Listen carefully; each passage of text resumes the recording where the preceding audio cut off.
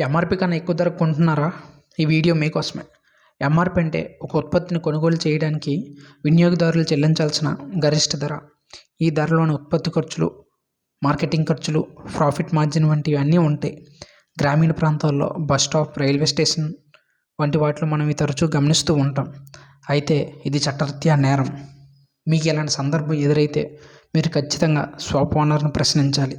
అయినా వారు తగ్గకపోతే వారి మీద కేసు కూడా పెట్టవచ్చు. National consumers help line number call చేసి ఫిర్యాదు చేయవచ్చు. అధికారులు చర్యలు తీసుకుంటారు. బాధితుడు 8800001915కి SMS పంపవచ్చు. NCH ఉమాంగ్ యాప్ ద్వారా కూడా ఫిర్యాదు చేయవచ్చు.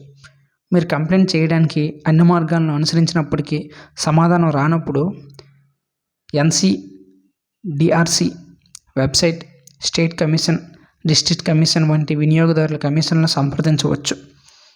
ఇలాంటి బాధలు ఎవడు పడతాడులే అని కాకుండా ఇలాంటి అధిక రేట్లకు అమ్మే వ్యాపారుల పట్ల మనం స్పందించాలి.